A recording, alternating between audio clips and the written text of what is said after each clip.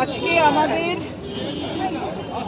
সর্বভারতীয় তৃণমূল কংগ্রেসের যে জাতীয় কর্মসমিতি আছে, ন্যাশনাল ওয়ার্কিং কমিটি, তার বৈঠক ছিল।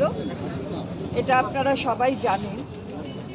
এবং এই বৈঠকে জাতীয় কর্মসমিতির চেয়ারপারসন এবং আমাদের সর্বভারতীয় তৃণমূল কংগ্রেসের চেয়ারপারসন মাননীয়া মমতা বন্দ্যোপাধ্যায়, তার উপস্থিতিতেই এই বৈঠক হয়েছে। প্রথমে বৈঠক থেকে তিনি এই যে উপনির্বাচন হলো এবং এই উপনির্বাচনে মানুষের যে রায়, তার জন্য সাধারণ মানুষকে এই বৈঠক থেকে তিনি ধন্যবাদ জানিয়েছেন যে তৃণমূল কংগ্রেস সবসময় মানুষের পাশে থেকেছে এবং থাকবে। মানুষের প্রতি সম্পূর্ণ আস্থা তৃণমূল কংগ্রেস, মানুষই সব। এছাড়া আমাদের ইতিমধ্যেই অনেকে ছেড়ে চলে গেছেন, অর্থাৎ এই জগৎ ছেড়ে চলে গেছেন। যারা চলে গেছেন তাদের প্রতি শ্রদ্ধা জ্ঞাপন করেছেন আমাদের মাননীয় চেয়ারপারসন এবং তার সঙ্গে সম্পূর্ণভাবে শ্রদ্ধা প্রকাশ করেছেন কর্মসমিতির বাকি সদস্যরা যারা আজকে উপস্থিত ছিলেন। এরপর আমাদের নতুন সংযোজন হয়েছে কর্মসমিতিতে। সংযোজনে রয়েছেন বিমান বন্দ্যোপাধ্যায়, ডক্টর মানস ভুইয়া, মালা রায়, কল্যাণ বন্দ্যোপাধ্যায় এবং জাভেদ খান। এই পাঁচজন নতুন সংযোজন হয়েছে।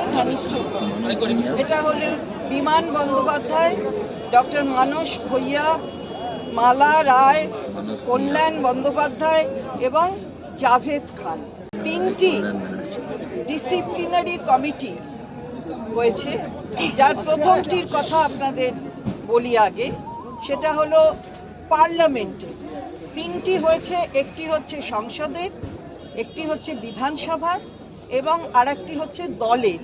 প্রথমে পার্লামেন্টের যে কমিটি হয়েছে, ডিসিপ্লিনারি কমিটি, তাতে রয়েছেন সুদীপ বন্দ্যোপাধ্যায়, ডেরেক ওব্রায়েন, কাকলি ঘোষ-দস্তিদার, কল্যাণ বন্দ্যোপাধ্যায় এবং নাদিমুল হক। এই পাঁচজন রয়েছেন এবং খুব গুরুত্বপূর্ণভাবে বলা হয়েছে তিনটির ক্ষেত্রেই যে তিনটি এই যে আমাদের এই কমিটিগুলো তৈরি হয়েছে, তিনটির ক্ষেত্রে খুব জোরদারভাবে বলা হয়েছে যে কোনো শো কজ নোটিশ যদি কোনো পার্টি বিরোধী কাজের জন্য দেওয়া হয় কোনো সদস্য অথবা সদস্যকে, তাহলে তার উত্তর তাকে দিতে হবে এবং পরপর তিনটি যদি এরকম শো কজ নোটিশ যায় তাহলে সেই সদস্য অথবা সদস্যা সাসপেন্ডেড হবে।